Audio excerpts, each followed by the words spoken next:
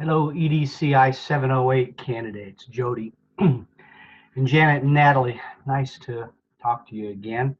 It is week 3 in our spring semester program, and you have readings to do, some responses to do in 3 of our texts on validity. Well, no, that's not true. You're to read in your standards on validity and read in our other texts, assessment for learning and assessment of learning, and respond to a couple of posts. That's the work this week. Reading in the standards again, chapter 1, validity. I'll say more about that.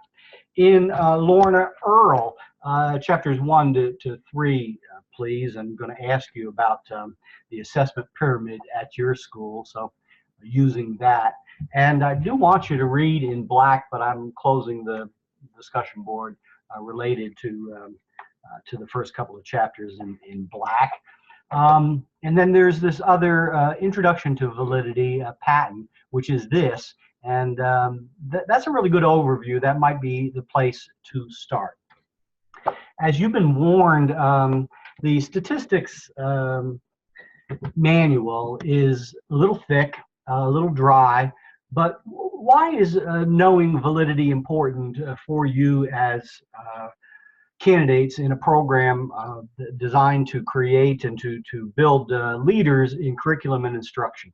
Well, an essential part of that 3-legged stool that I hope I talked about early on, in my mind, if you don't have curriculum, instruction, and assessment as 3 strong legs for your school stool,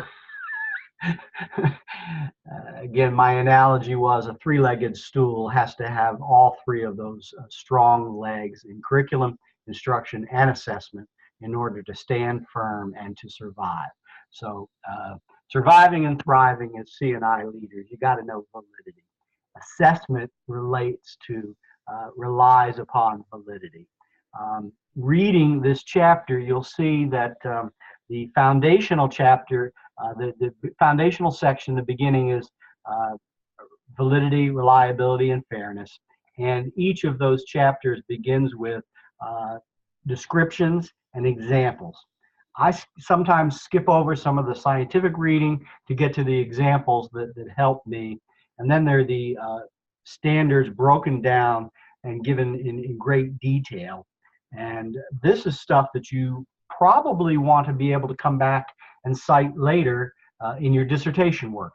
And that's the second major reason to thoroughly understand this stuff as C&I leaders. You're going to be writing a dissertation, and your chapter 3 methodology should address validity. And you should be able to say why you've chosen the instruments, the tools, the assessments, the tests or surveys that you're going to use in your dissertation work. And you should be able to say why they are valid and how you know that they're valid. And at that point, you'll refer back to this book and find reasons to support with research what you're saying in your chapter 3. So validity is a tough concept, and here's an introductory chapter that can give you a real quick overview.